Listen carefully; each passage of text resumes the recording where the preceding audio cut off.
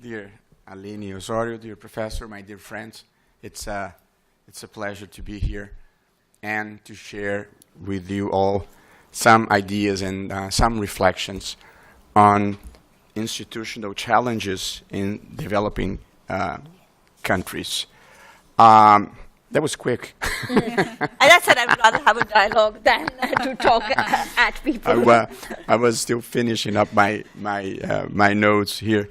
It's a great pleasure for me to talk to Brazilian judges, and especially at trial court level judges.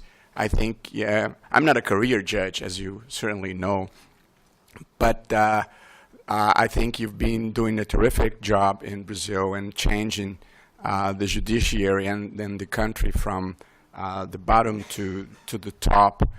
And of course, this major role that judges are playing in Brazil right now do subject them to all sorts of attacks from an old order that would like to keep things as they have always been. But the first thing I want to say is keep up the good work. I think you are on the right side of history, and the country really needs you. And I think that you are the trustees of a lot of hope that the country has right now on the capacity of the judiciary to change habits that are so ingrained and that have naturalized wrong things that people don't even notice that they were there. The second thing I would like to say is there is a wave of negativity in Brazil right now that does affect the self-esteem of people.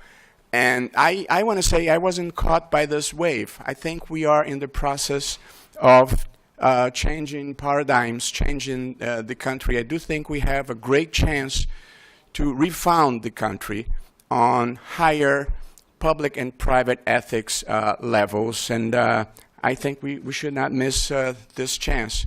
So I'm very optimistic on how things are going. The problem is the picture of the current moment. I think I'm going to talk from there.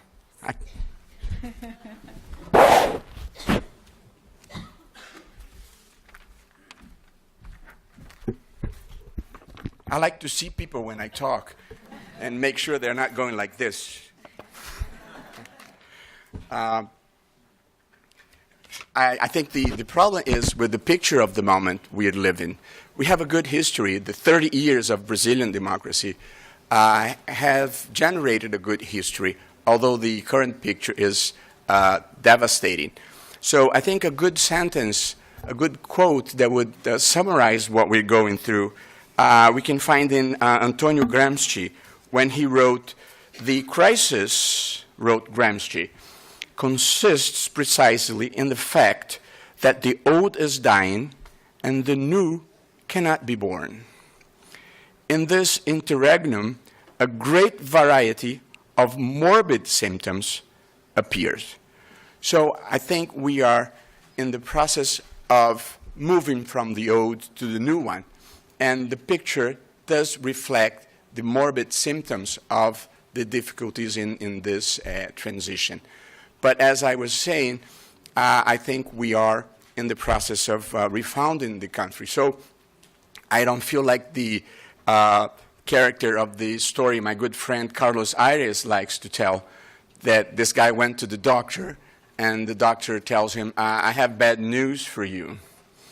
I have bad news and I have even worse news for you. And he asks, well, tell me the bad ones first. And the doctor says, you only have 24 hours of life. So, well, what could be worse than that? I've been meaning to tell you since yesterday. Well, I would like to start this talk on a positive note. The first positive note I would like to highlight here is that 30 years of life in any constitution in Latin America, the endurance of a constitution for that long, is an achievement that we should celebrate. So this is the first thing. And it has been a normative constitution in the sense that it has been a constitution that actually apprehends the political process and to a great extent has been able to domesticate the political process. So the first thing in institutional debate I would like to say is I don't think we should throw away the political capital that the Constitution represents. And I am totally against convening a new constitution in Brazil. I don't think it's time. I don't think it's convenient.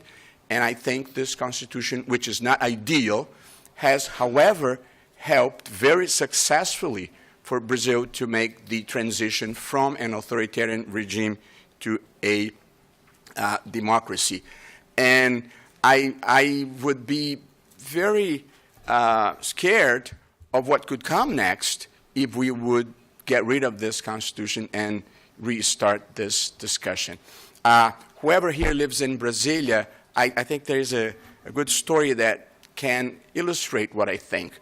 I live by the lake in Brasilia, and a few months ago, a family of capybaras started living in my garden. It started with 4, and then 8, and then 16, and then 32. So they just keep multiplying, and I was scared about that. And you can't touch a capybara. It's an environmental crime, no bail, if you kill a capybara. So I asked my personal trainer, who lives in Brasilia, has been there forever, said, what's the predator? Who is the predator of capybaras? And he says, onça. So, you know, I started to think they were kind of good-looking and charming because, I mean, onça or tiger or jaguar, I don't know how to translate onça to English. So I would stick with what we know that, you know, won't be too harmful. And this Constitution, I think I should say, has helped us with 3 great achievements that we should celebrate. The first one is institutional stability. We've had 30 years of institutional stability. I know the younger ones won't give too much importance to this, but Brazil, in the worst Latin American tradition, has always been the country of the coup d'etat, of the overthrowing of governments, of breaches of constitutional legality. It's been like this forever, since the first moment when Peter I dissolved the first Constitutional Assembly, until the military coup of 1964.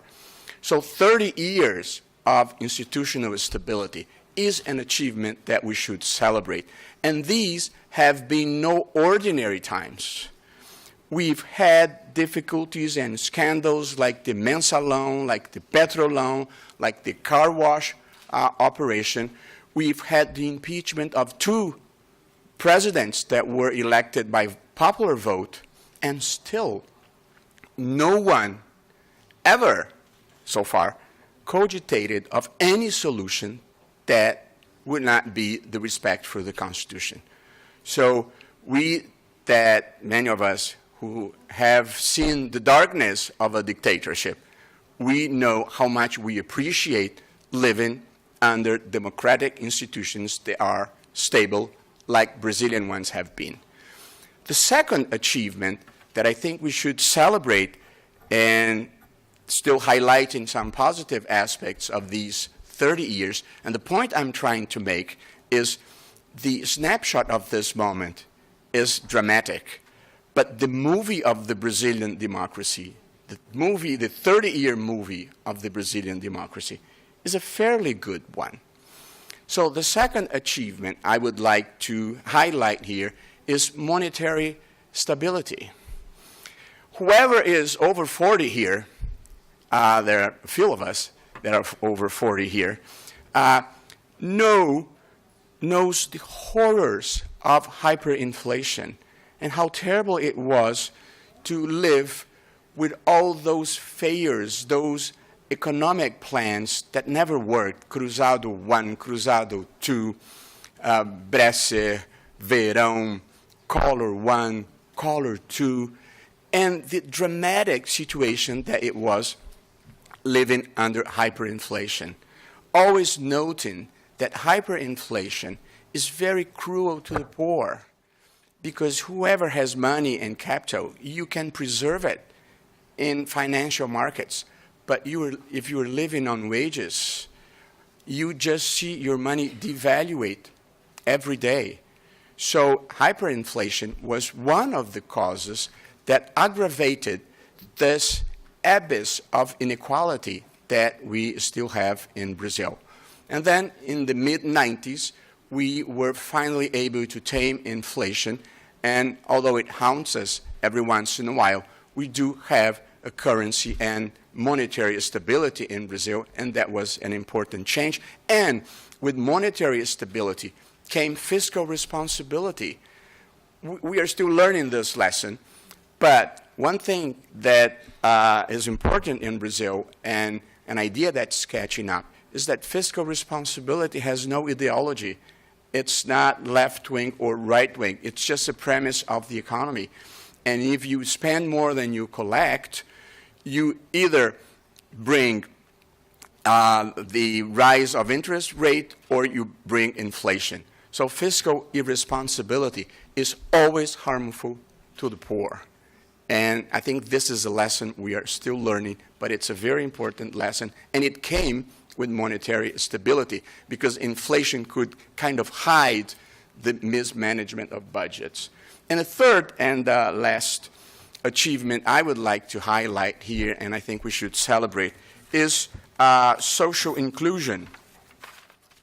Okay, the good thing that I'm talking from here is that I can see you. The bad thing is that I can't see my notes.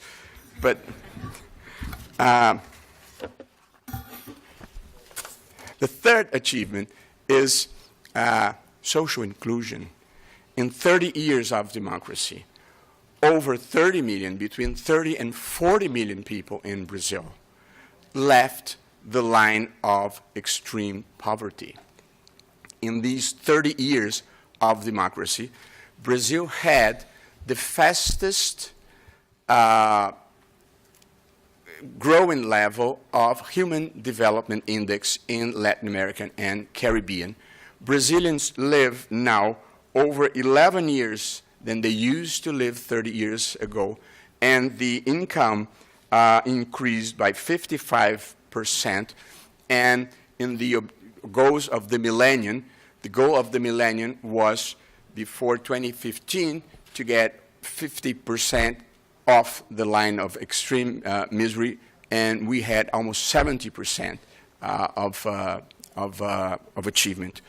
So social inclusion was also a point that in these 30 years of democracy we can celebrate. I know that with the economic crisis of the past years, there have been problems, and around 4 million people fell back in poverty.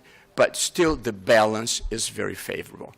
So to end this first chapter, what I want to say is that in 30 years, we were, in one generation, 30 years of democracy, we were able to defeat the dictatorship, extreme poverty, and to promote very impressive social inclusion in Brazil.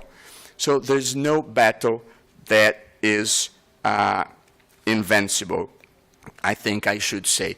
And I think we live in Brazil at this moment a fortunate and immense demand for integrity, for idealism, for patriotism. And I'm very convinced that this powerful energy is the energy that shifts paradigms and pushes history forward. That's the reason why I'm very optimistic about the things that are going on in Brazil. The other point, the positive point I would like to highlight briefly, is that in these 30 years of democracy, we made a lot of progress in an area that we had felt behind, which is the protection of fundamental rights. And I just wrote down a quick list of achievements in this area of fundamental rights protections. Women's rights probably no change is more visible in Brazil in the past 30 years than the changes in the recognition of women's rights and their role in the job market, protection against violence, and even sexual rights in a conservative country like Brazil has experienced important advancements in the anencephalic fetuses case decided by the Supreme Court, and even in the abortion case decided by the first panel. There have been progress in the protection of blacks in Brazil, Afro-Brazilians, with the affirmative actions being strongly supported by the courts, both for access to university and to public offices. The LGBT community in Brazil has found in the judiciary a strong protector of their rights. We now have in Brazil gay partnership, and we have civil marriage for gays, and that was unthinkable 30 years ago. So I think in life we should celebrate victories that we achieve. The indigenous peoples have encountered in the judiciary strong protection for the demarcation of their lands, and I think this is an important achievement. And one thing I want to highlight here that most urban people don't pay attention is whenever you demarcate indigenous people's lands, you are protecting the environment, because areas that have been demarcated, they don't suffer problems with the tearing down of the forest. So protecting the Indians is an important way of protecting the environment. We have important decisions involving transgenders, involving freedom of expression, animal ethics, which is a subject that's not yet in the radar of the mainstream in Brazil, but we have important decisions against cockfighting, against farra do boi, boar of the ox, but whatever, and vaquejada. So I think it's an enlightened role that courts play, bringing to the public debate this matter of animal ethics that is in the agenda of any progressive country at this moment. I don't want to say the Supreme Court always got it right. There are decisions that I would strongly oppose, like teaching religion in public schools. There was a decision of maintaining postal monopoly in the internet era.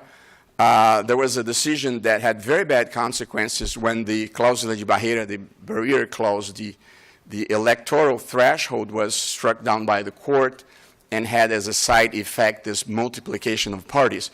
But I think the balance of the Supreme Court and of the judiciary more generally in these 30 years of democracy is strongly and positive.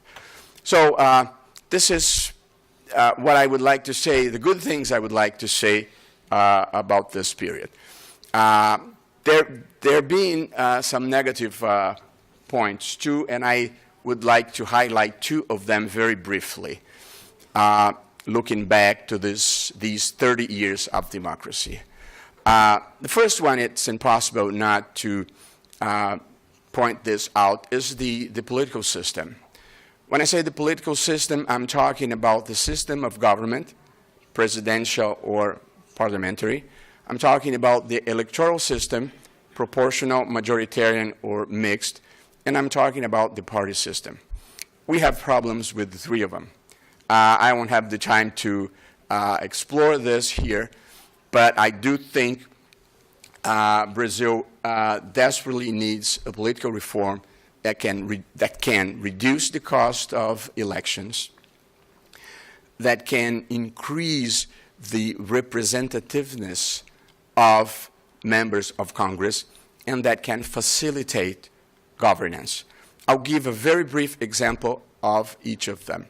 First, the problem of the cost. The election for the House of for the Chamber of Deputies, for example, it costs 5 to 10 times the amount that the deputy will be able to receive legitimately in 4 years of his mandate. So the problem of corruption in Brazil has one first cause, math. Because this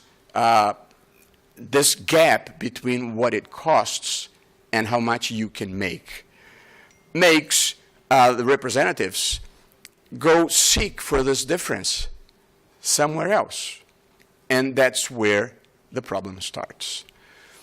Second, the problem with the lack of representativeness, which is a major problem also. The way the electoral system and the elections for the Chamber of Deputies is organized in Brazil is a proportional system with an open list. So the voter votes for whoever he wants, or he or she wants. That's a good thing. The problem is he votes for whoever he wants, but he elects someone that he doesn't know who he or she is, because his vote goes to the party, and every time the party fulfills the electoral quotient, it makes one representative. Less than 10% of the members of the House of Deputies are elected with their own personal vote. 90% of them are elected with the transfer of votes from the party. So at the end of the day, the voter doesn't know exactly who he elected, and the candidate doesn't know exactly by whom he was elected. So it's a system with no accountability. If any of you want to know how your representative positioned in regard to the pension system reform or the labor reform, you just can't do it. You don't know, because you don't know exactly who your vote sent there. So we do need to change the political system to make it more representative, definitely, to make it less expensive. I won't talk about the party system because I don't have the time, and it's too sad a story anyways. The second weak point that I think I need to stress here is the systemic corruption that we discovered, because it's been there for a long time.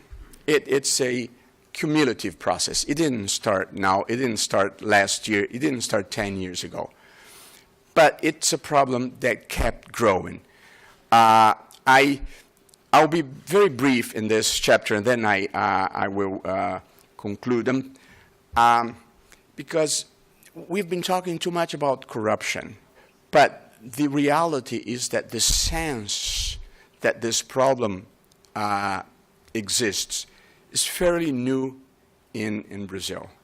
What we finally realized is that corruption in Brazil was not caused by single individual failures. Unfortunately not.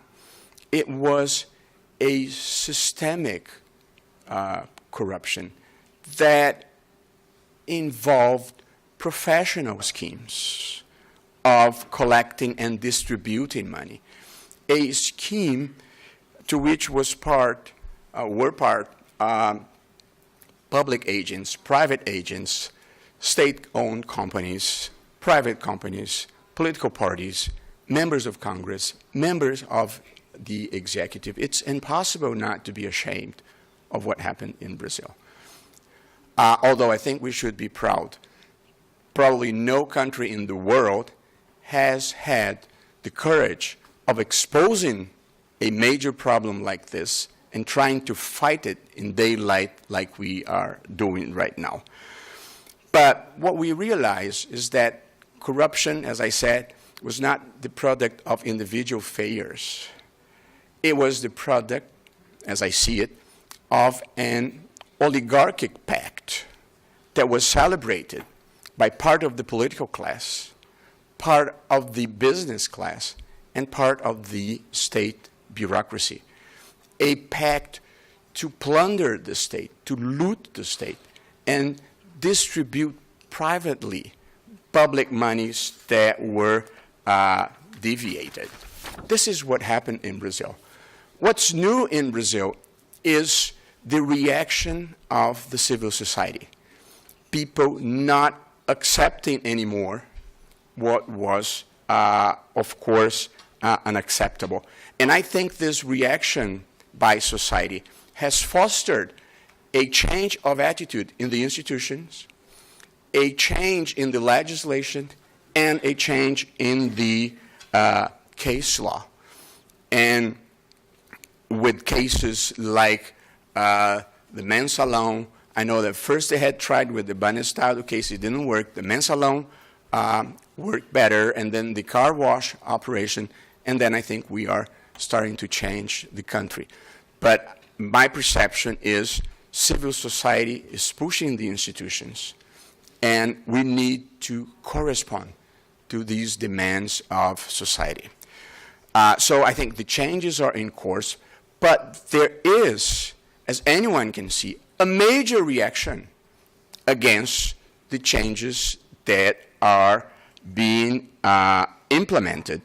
And there are people, there are the representatives of the old order that would like to keep things as they have always been. And they are very powerful. And they have allies everywhere, as you can imagine, in the high spheres of government, in all powers of government, in the press, and even where you would less expect. And it's an ongoing battle, I would say. And the old order has two main groups, I think, trying to keep things as they always were. The first lot is people that don't want to be punished for all the wrongdoings they've done for many years, because they were sure that law would never reach them. But there is a worse lot. There are the people that don't want to become honest, neither now nor ever. They just want to keep things as they are. And they are very powerful, and they still are everywhere around. I think the good thing I would say is I think the country has changed. The train has left the station, or a seed has been planted, and I'm very convinced that nothing will be the same again in Brazil. What we should know, however, is that this is a fight that we win by points, not by knockout.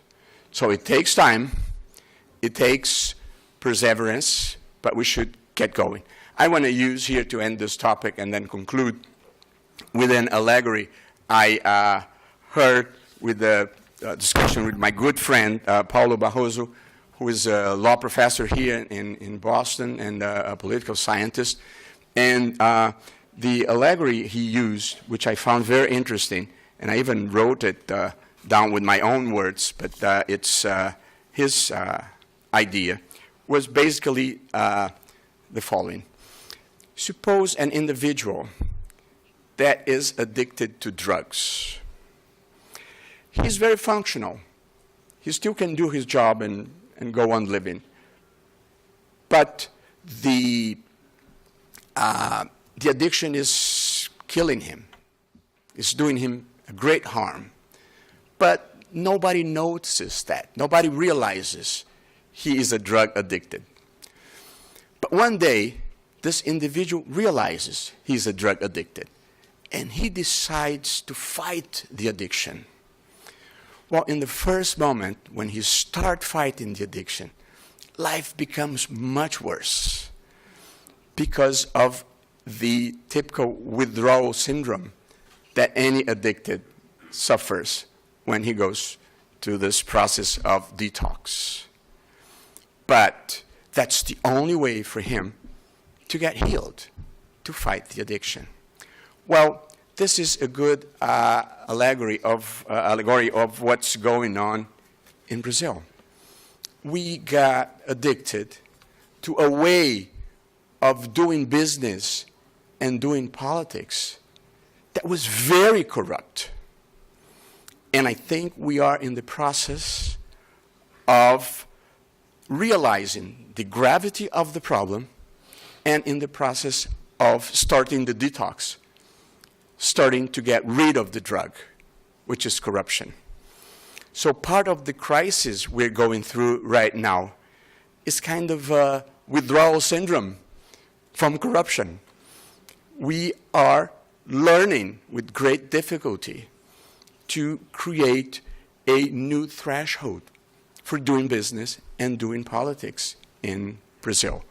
The problem is the old has to leave and the new is still growing, but this is our role here, I think, to push history forward and make future come as soon as possible. I'm going to finish this talk with a reflection based on a book that I read recently, which is a great book, and it helps to understand Brazil, called Why Nations Fail, by two professors here from Boston, actually. They're on Acemoglu and James Robinson. I think Robinson left recently. The central thesis of the book is, the book tries to explain why countries reach prosperity or they become poor.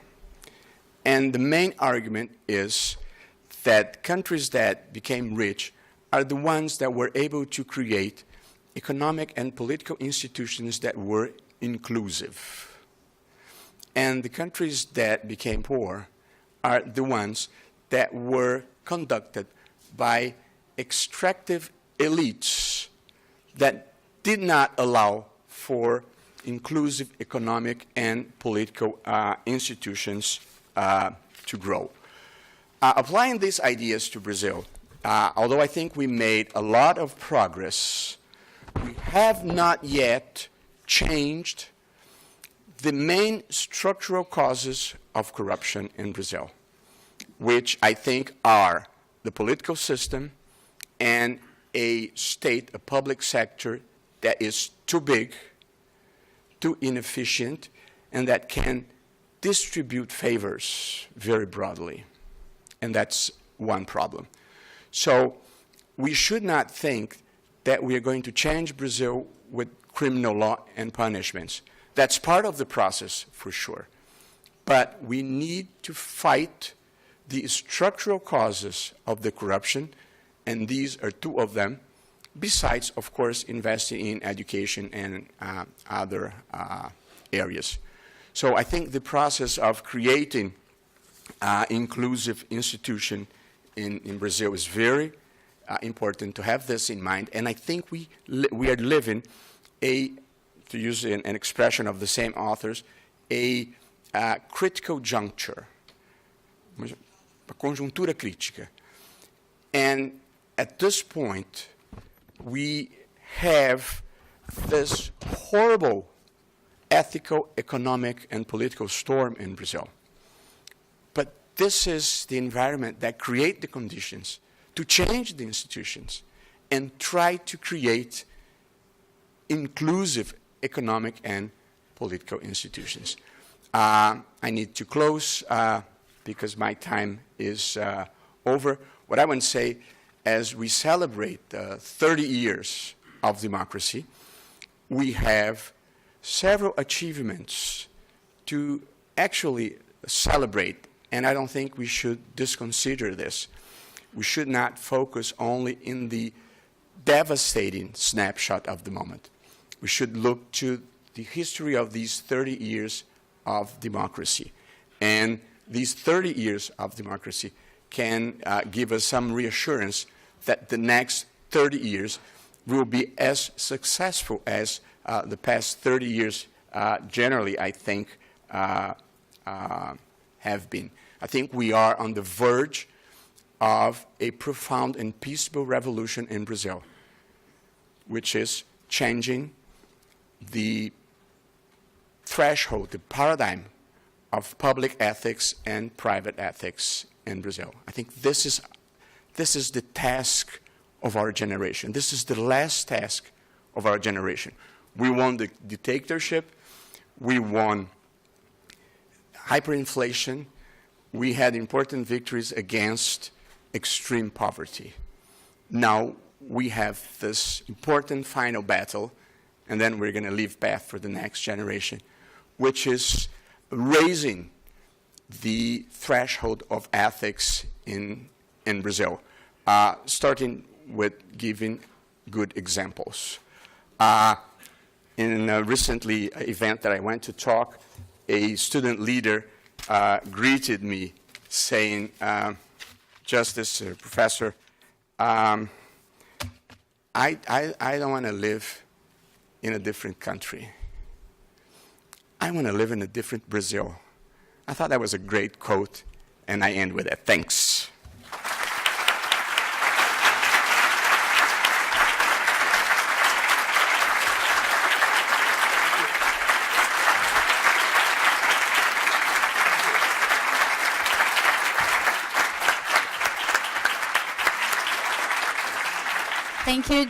Thank you, Justice Barroso, for this insightful and optimistic account of the tough moments we're living in. I feel we need some optimism. Before starting our Q&A session, Professor Pander will make a comment on Justice Barroso's lecture. Thank you very much for this opportunity.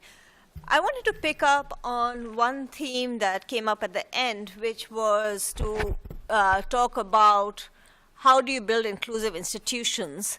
And I wanted to link that back to what I had been talking about, and to more broadly to how social scientists and economists would think about this question. And just as background, I think one way you could read the Acemoglu and Robinson book is actually quite a pessimistic book. It's a book that says that if you don't end up making the right choice at the right time, so when you hit this critical juncture, if you don't have the lucky accident of, say, the Glorious Revolution in the United Kingdom, well, then you may end up with the extractive elite, continuing to make a country not work well. I wanted to juxtapose it against what a number of people think about, is to say, well, if we think that people want to do what's good for them, how do you align their incentives? How do you get them to do the right thing? A different way of saying it is that perhaps everyone is capable of being corrupt, but in some places being corrupt is too expensive an activity, which is why they're not corrupt. So how do you take a country and make it one where corruption becomes not worth your while? It becomes too expensive an activity to do. The personal cost is too high. How do you take a country and make it one where actually investing in redistribution is the thing that is appropriate, that is actually something that you think is going to be the best thing, even if you only care about yourself? And so one way we think about it is we want to align incentives of different players, especially in systems where there's delegated governance, but we recognize that this is hard. And I think this is where information becomes very important. Information allows you to monitor, it allows you to have transparency. So as many of you are thinking about what is it going to take to build inclusive institutions, I would say the insight that economists working on corruption would offer is to say there are really two policy levers that are critical. The first is incentives. So think about ways in which you align incentives. How do you set up penalty systems for, say, corrupt activities? How do you decide who gets promoted for being possibly, telling the truth, for being a whistleblower? And then the second is, what kind of investments in information and transparency can you make? I gave you one example, which was the audits of Brazilian municipalities. There are many other examples one can think of, but I think as one thinks of putting in place inclusive institutions, everyone needs sort of specific steps of what to do. Otherwise, it's easy to be pessimistic about the process. And I think to think about really aligning incentives and improving information are two key insights that we see again and again across different parts of the world. Thank you. We'll start our Q&A session. I think we don't have much time, but we'll start with a few questions for Justice Barroso. So I will pose, I think, 2 questions here, and then you can choose how to answer them. So our audience is interested in this corruption problem in Brazil, and they ask if we can blame our constitution for the deeply ingrained corruption in the country. They are also worried about the moment we're living in, and they ask you if you think there is some military threat in Brazil today. And also they wonder how can we as a society be part of this fight against corruption.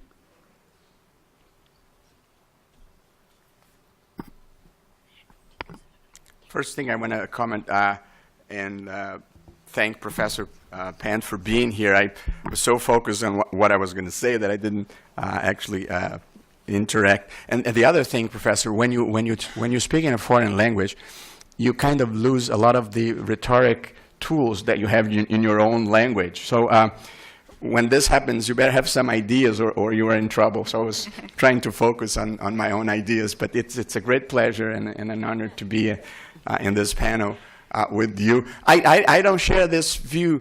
I think the book that we're talking about, we're both talking about the Why Nations Fail. I think the message is you can always turn to the right direction anytime you want. So I don't think there is a historical determinism. I think history is not a fate that you accomplish. It's a history that you write. So we're trying to rewrite history in Brazil, and hopefully we will be able to. I don't think we should blame the Constitution, and probably we shouldn't look for one guilty object or one guilty person. We have a history in Brazil of from the beginning of patrimonialism, of private appropriation. That was very Iberian in the system in which the money that belonged to the kingdom was not separated from the money that belonged to the king. So the mixture between private and public in Brazil's history comes from the beginning of the colonization. This state that is top-bottom and not bottom-up has always been there, and it's very difficult to switch this balance. And I think that we've always had a culture of inequality, that there are people that are superior and people that are inferior, that there are people that are subject to the law and that there are people that are above the law.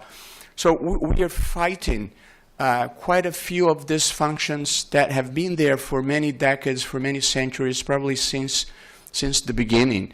So it's not an easy task. So I wouldn't blame the Constitution. Definitely I wouldn't. I don't fear a military threat. I most definitely don't. I don't think. And I think we should say something good about the military in Brazil. And the person that's talking to you right now was a militant against the military regime before the redemocratization. I strongly opposed it in many ways. But if there is one part of Brazil that didn't give any trouble in the past 30 years, that was the military. Exemplar behavior. And there's no reason why we should fear that. They have paid the very high price of being in power for such a long time. And I doubt that they would like to go through that again. We learned our lessons. What you you can feel is that the military, like everyone else in Brazil, they are concerned, they want to change things for the better, and so do I, and so does everyone here. But there's no risk whatsoever, I would say, of a military coup or anything of that sort. We've learned our lesson. They've learned their lesson. And what we need to do, and we all want to do, is to improve the quality of politics. That's the way. In a democracy, politics is essential. The world and Brazil have tried the other options. Military dictatorships, technocrats, the political police, or religious fundamentalisms. There is no alternative better than democracy. So we need to cope with what we have and try to improve it. So my answer is definitely no. This is a ghost that I think we are rid of. How society can change. Professor Pant, are you originally, your family from India? That's right. Okay. I would cite Gandhi here. Start with yourself. Definitely. That's where changes start. So play your part the best you can. I think that's the first thing I could say. And starting from oneself, I think we can try to have governments that are more accountable, more responsive. But institutions are made of people. If people don't behave well, there's no way institutions can work well. If this is the end of my talk, I want to use one last paragraph because I think it's very important in a moment like this. Brazil only really started in 1808 when the royal family came to Brazil, fleeing from an Europe that was at Napoleon's mercy, Professor Pant. Before that, the ports were closed, so we could not have trade with other nations. There were no roads, it was prohibited. There was no manufacturers, it was prohibited. There was no money, no currency, so things were done by scambo. I knew that word in English, but I forgot. And 1/3 of the population were slaves. And there was no school. 98% of the population in Brazil were illiterate. So this was the infrastructure in Brazil 210 years ago. Now let's take a look at the superstructure. We were not heirs of the Anglo-Saxon tradition that had the Magna Carta since 1215.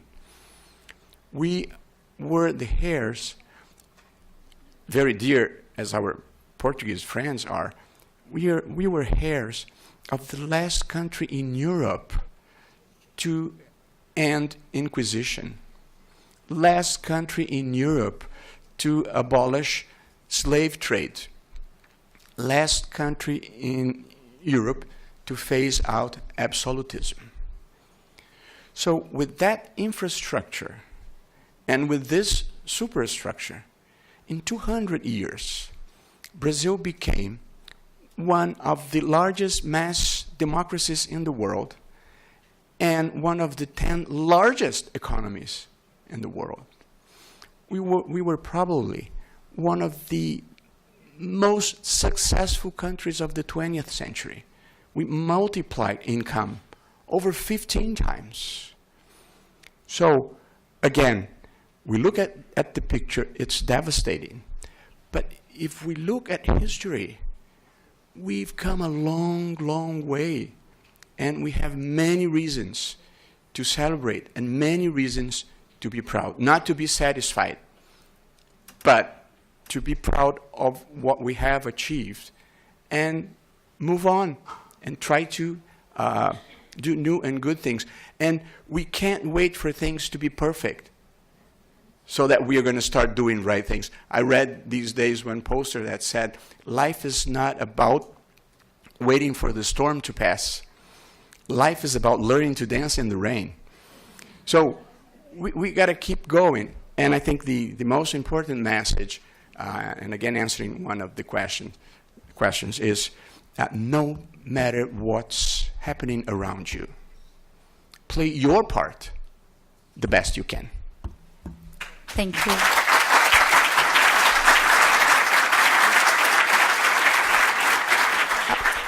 So we have one last question to Professor Pandey. So the audience asks, how do we conciliate the need to have evidence-based policy and the democratic channels of policymaking? It's interesting. I actually don't think of them as something that needs conciliation, but I think that evidence-based policy making is often some of the best ways of ensuring that you have democratic policy making. So just to give you a couple of examples, it's very easy to say we want to put in place policies to fight corruption. It's very easy to put in place policies that actually have no effect on corruption. So I have a colleague who describes this often as isomorphic mimicry. And the example he gives is often of Uganda. So if you look on the paper, so you look at sort of de jure policies, everything looks perfect. You have every policy in place. You have the anti-corruption office. You have the regulator office. But then you ask, what does it achieve? And it's very little. And the only way you're going to actually realize that whether these policies that are supposed to provide democratic voice are actually doing it, or whether they've been captured, is by having information and evidence on them. So that's one answer about implementation. The other side of it is when you, we assume very easily that giving citizens electoral power gives them information. That's not true. Very often you'll have elected politicians or policymakers who have access to a lot of discretionary funds. Again, I'd go back to the audit reports of Brazilian municipalities as a classic example. The average citizen didn't know how the money was being spent. They were supposed to elect and re-elect mayors on the basis of their performance, but they had very little information of what their actual performance was. And again, this is a place where bringing out information, bringing out data is a way of enabling electoral accountability to work much better. So I think both in terms of designing policies that actually work, but also giving citizens the information so that they can use one of the most important tools they have, which is their vote effectively. I think both require a lot more investment in evidence-based policy making. And again, I think the judiciary can play a key role in pushing different branches of the government to be engaging in it. Thank you, Professor. Please join me in thanking our panelists.